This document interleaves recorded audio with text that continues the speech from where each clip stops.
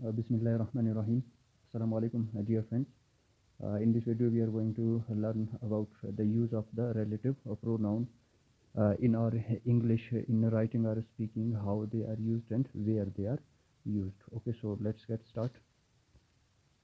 As a general rule, who is used for persons only, it may refer to a singular and plural. Okay, this is a general rule about the usage of the relative pronoun who, and it is used for the persons only, and it may refer to the person singular, either person is singular or the plural. Okay, is no examples are the man who is honest is trusted. Okay, now here who is referring to the man, and he who hesitates is lost. Here who is used in the place of he. Okay, relative pronoun. And they never fail who die in a great cause. Now here the third in the sentence, who is referring to the pronoun they. Secondly, whose. Okay, in the previous video I have told you who is the possessive form of who is used in speaking of persons, animals, and also things without life. Things without life. Here we have the first example. This is the example is the sun whose rays give life to the earth is regarded by some people as a god. Okay, this is the general sentence for some for not some for a religion who may regard the sun as a god. The second question is, this is the question whose solution has baffled philosophers for all ages. Okay, now here who is used is used for the question, and keep remember one thing, that relative pronoun is used and it not used, yes, always used, so it modifies. The relative pronoun always modifies the antecedent which is nearest to it. Okay, antecedent which is nearest to it, that antecedent would be modified by the relative pronoun.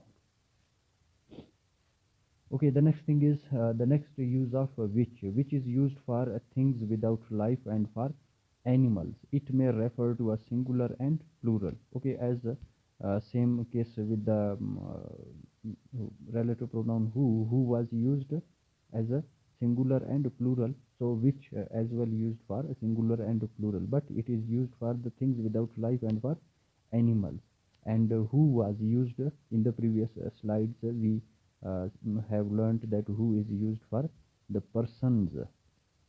Okay, persons only, and the possessive case of who, that was whose. Okay, and whose can be used for the animals, for persons, and for things without life. And in the previous video we have learned that whose is the genitive case of who, which, and that as well. Okay, so this is here we have the examples of relative pronoun which. The moment which is lost. Okay, the moment which is lost forever, and the which help you the books which help you most are those which make you think most. Okay, now you may see the first sentence, the moment, okay, mean with life, thing without a life, and in the second, book is as well a thing without a life. And the next thing is which may also refer to a sentence. Okay, a relative pronoun which is used to refer or to modify a whole, a complete sentence. Okay, and it can which can be used as the relative pronoun, mean it relates the whole sentence. How? Here we have the example, the man was said to be drunk, which was not the case. Okay, now here we have a complete sentence. Okay, the man was said to be drunk. Now here the let me change the color. Yes, now here which is modifying the whole sentence, the complete sentence, from the man was said to be drunk, which was not the case. Okay, the total statement, which is referring to the whole statement. In the second sentence, he said he saw me there. This is the whole statement. He said he saw me there, and the whole statement is refer by the only relative pronoun which was a lie. What was lie? He said he saw me there. This the whole statement was a lie. And he is here, which is fortunate. Now here, this is the statement he is here. The whole statement he is here is referred is modified by the only pronoun, that is relative pronoun which. Okay, come to the next. Now here comes the note that relative pronouns who or which can be used. Okay, for now here in the earlier slides we have individually dealt, but now we will see who and which both can be used for one thing. Okay, the first thing is to restrict. To restrict, sorry, here Q was written incorrectly. To restrict or define more clearly the antecedent. Okay, what is an antecedent? Antecedent is the noun which comes before the pronoun, and that pronoun is used instead of that noun. So that noun would be called as the antecedent of that pronoun. Define more clearly the antecedent, that is where the clause introduced by a relative pronoun is restrictive or non-defining.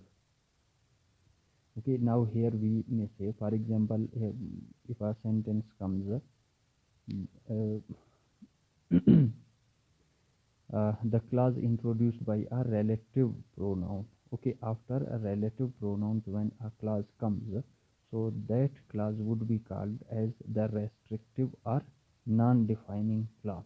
Okay, and why it is called non-defining and restrictive clause? Because it is used to restrict or to define more clearly the antecedent.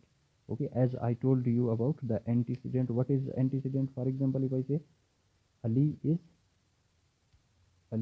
a boy. He is a let's say he is a good one. So now here he is the pronoun and it is used for the Ali. So Ali is called the antecedent of he. Okay, antecedent. So as earlier I told you that antecedent is called to the noun for which the pronoun is used. Okay, so there may be no confusion if we complete this. Yes, now to restrict or define more clearly the antecedent, when the relative pronoun who or which are used to restrict or to define a clause more clearly. So then that is where the clause introduced by a pronoun. Okay, that clause which is introduced by a relative pronoun using who or which, that clause would be called as the restrictive or non-defining clause. Okay, I hope you may understand this phenomenon. Now look at the example, so we may understand it clearly. The man who had cheated me was yesterday arrested by the police. Okay, as in the statement we had said, when a clause is introduced by a relative pronoun is called restrictive or non-defining. So here I have underlined who had cheated me. Now who had cheated me is a clause and it is defining what it is defining. Let me change the color of yes, now here the man, it is now defining or it is restricting the and its antecedent, and that is the man who had cheated me. Okay, it is now the man is defined by this clause who had cheated me. So this clause before was okay, left it, who had cheated me is called the restrictive or non-defining clause. Okay, this is in the second sentence, the book which you see on the table cost me 90 rupees. Now here we have a restrictive or non-defining clause, that is which you see on the table. What you see on the table? The book. Okay, the book is its antecedent. What is it? It is antecedent of the whole relative class, and that relative which you see on the table is called the restrictive or the non-defining class. Okay, hope you may understand this. Second use of who and which is to give some additional information about the antecedent. Okay, who and which are used to give some additional informations to. That is where the clause is introduced by a relative pronoun is continuative or defining. Okay, in the earlier we have said that when a clause is defining, okay, it's defining its antecedent, it is called restrictive or non-defining. But here when it is giving the additional information, okay, additional information, so the relative clause will be called as the continuative or defining. Okay, this is the only difference. How? We have two examples here. The teacher sent for the boy who came at once. Okay, here the whole relative clause is underlined to make you understand. It is now called the continuative or definite clause. Okay, as earlier I told you, I said that relative pronoun is always describes or modifies or used to describe or modify the antecedent that is nearest to it. Okay, now here if we may say, if we elaborate this or look at this sentence, the teacher sent for the boy who came at once. Okay, now who is stand for what? Who mean and he. Okay, and he, it is used for the boy, who mean the boy came at once. Okay, if we make it into two sentences, we may say the teacher sent for the boy who came at once. Okay, now who is used for what? Used for the boy. That is why it is called, this who came at once is called the continuative or defining. Okay, this is the next thing is, I gave him a rupee, which was all I had with me. Now, which was all I had with me, this is called the clause, relative clause, and is called continuative or defining clause. Why? Because it is now here which is used, it is modifying the noun, the noun which is nearest to it. It is not defining or describing this I. Okay, no, this is not the case, but which is modifying the noun a rupee. That is why the whole clause, which was all I had with me, is called the continuative or defining. Okay, next thing, when we were looking at studying these both of the points, the one restrictive and the second one is non-restrictive clauses. So here to remember something, what to be remembered? Note that non-defining clauses are separated from the main clause by commas. Okay, how? Look at the example. Here we have two examples are written. The brother who is a doctor has gone to America. And in the second sentence, my brother who is a doctor has gone to America. Okay, the words are same, but the only difference is we have used only what? Only the comma in the second sentence, before and after the non-defining clauses. Okay, so what does this mean, and what is the difference between the two sentences? The only difference is, in the first sentence is saying that my brother who is a doctor has gone to America. Now it has the clear meaning that I have many brothers. Okay, my brother. So I have many brothers. Among those brothers, one that is a doctor.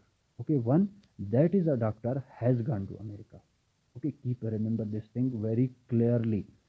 When non-defining clause are separated from the main clause by comma or not by comma, the only difference it gives. Okay, let me clear it again, repeat it. Now here I am saying that I have my brother who is a doctor has gone to America. It means that I have many brothers.